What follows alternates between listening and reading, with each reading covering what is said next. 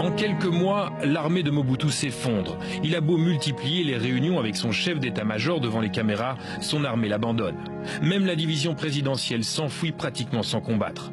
Les troupes de l'Alliance rentrent dans Kinshasa le 17 mai. Laurent Désiré Kabila débarquera quelques jours plus tard à Kinshasa. Il prêtera serment devant le peuple enthousiaste. Laurent Désiré Kabila, président de la République, je jure fidélité à la nation. Mais le peuple comprend rapidement que Kabila ne partagera pas le pouvoir non plus. Kabila se brouille avec ses alliés rwandais et angolais qui retirent leurs soldats. Une nouvelle rébellion apparaît à l'Est et en Équateur. Les Congolais s'entre-déchirent à nouveau. Et avec nous sur ce plateau, le journaliste Francis Laloupeau. Bonsoir. Bonsoir. On va revenir ensemble sur cette première guerre du Congo. Alors d'abord, Francis, qui est Laurent Désiré Kabila? Laurent Désiré Kabila est une de ces figures mythiques des mouvements de libération à l'époque des indépendances. Alors, on a peint évidemment Laurent Désiré sous divers angles, hein. Chef de mouvement rebelle, maquisard, on a parlé des maquis mythiques à l'est de la RD Congo, dont il était l'un des membres, hein, maquis de résistance contre les pouvoirs qui ont été instaurés au Zaïre, hein, au Congo en tout cas, après les indépendances.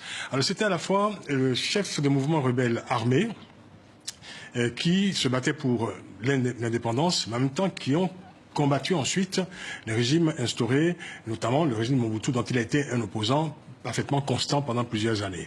Alors, il se présentait évidemment comme un militant marxiste, ce qui est important pour l'histoire, parce qu'il bénéficiera plus tard, de manière contradictoire, paradoxale, de soutien des États-Unis, au moment où donc il crée la FDL, l'Alliance des forces de libération du Congo, qui visait très nettement donc à renverser le régime de Mobutu.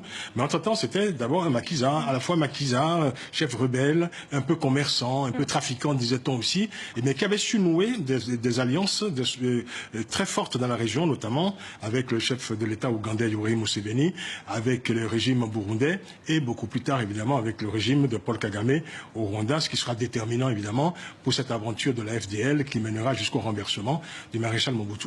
Alors, très vite, les contestations se multiplient. À quoi est confronté le président congolais? Alors, d'abord, il faut dire que ce mouvement donc, qui a porté Laurent Désiré Kabila, ou que lui l'a conduit avec l'aide importante, déterminante de Rwanda, ce mouvement, la FDL, était composé, je dirais, d'intérêts hétéroclites, avec évidemment des personnalités, des groupes également qui avaient des agendas particuliers. Une fois au pouvoir, évidemment, c'est l'heure de vérité, manifestement, où évidemment les intérêts n'étaient pas forcément convergents pour diriger un pays.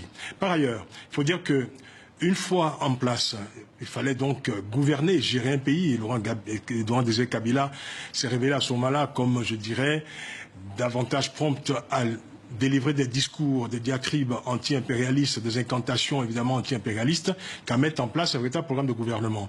Il était, je dirais, on a eu affaire tout simplement à une forme d'amateurisme, un gouvernement qui était marqué, je dirais, par beaucoup d'improvisation, et Laurent Désiré Kabila qui ne prenait pas suffisamment en compte, je dirais, les rapports de force qu'il allait devoir engager avec ceux qu'il fustigeait, notamment les pays occidentaux, qu'il considérait évidemment comme ses adversaires premiers. Mais en même temps, il allait être confronté à une forme d'isolement dans la sous-région. Je me souviens d'ailleurs à l'époque, le président Pascal Lissouba, alors président du Congo-Brazzaville, l'avait qualifié de marxiste désuet, parce qu'il considérait évidemment que Laurent Désiré Kabila était davantage prompt, je dirais, à émettre des discours tonitruants plutôt qu'à diriger réellement un pays. Et pourquoi Laurent Désiré Kabila veut très vite se débarrasser de ses alliés devenus encombrants? Alors là, vous soulevez une question essentielle parce que, évidemment, quand cette rébellion est partie de l'Est du Congo, la FDL, à l'époque, évidemment, j'avais beaucoup couvert ces événements, on se disait, voilà, il y a une nouvelle histoire du Congo qui est en train de s'écrire, du Zaïre à l'époque qui était en train de s'écrire. Le Congo allait se projeter dans une nouvelle indépendance, dans l'écriture d'une nouvelle page de son indépendance. Et puis on s'est rendu compte très vite que ce mouvement rebelle, qui était parti pour bouter hors du palais, le maréchal Mobutu, tyran évidemment, satrape bien connu, était, disons, ce mouvement était porté par un contrat. ce contrat donc, qui avait été signé entre Laurent Désiré Kabila et Paul Kagame et le Rwanda. Le Rwanda qui avait ses intérêts particuliers aussi, c'était d'abord de débarrasser l'Est de la RD Congo des mouvements de Hutus génocidaires qui s'y étaient réfugiés, les fameux Interamwe.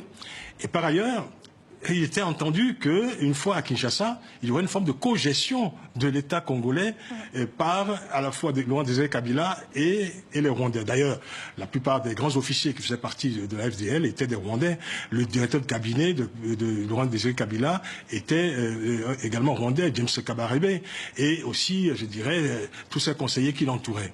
Mais une fois en place, évidemment, cette architecture avait été dénoncée très vite par les Congolais. Et Laurent Désiré Kabila, donc confronté à une opinion, disons, réfractaire, je dirais, à cette architecture gouvernementale, s'était mis donc à dénoncer donc ce fameux contrat qui pèse encore aujourd'hui sur le sort des Congolais. Alors rapidement, Laurent Désiré Kabila est assassiné le 16 janvier 2001. L'annonce de sa mort n'est pas tout de suite officialisée. Comment on en arrive à désigner son fils, Joseph Kabila? Ah oui, alors, il faut dire que la mort de Laurent Désiré Kabila n'a jamais été élucidée, les circonstances n'ont jamais été élucidées jusqu'à ce jour. Et on a parlé évidemment de cet enfant soldat qui aurait tiré sur Laurent Désiré Kabila. Il y a eu des procès retentissants de dizaines de personnes accusées d'être, disons, membres de ce fameux complot qui aurait donc conduit à la mort de Laurent Désiré Kabila. Cela restait mystère. Mais on a mis en place effectivement, juste après la mort de Laurent Désiré Kabila, un comité de crise qui a désigné son fils, et un comité de crise qui avait d'ailleurs affirmé que Laurent Désiré Kabila avait lui-même désigné ce fils, Joseph Kabila, comme son héritier. Merci beaucoup Francis Laloupeau pour cet éclairage historique. Merci. Merci à vous. C'est la fin de ce journal. On se retrouve demain.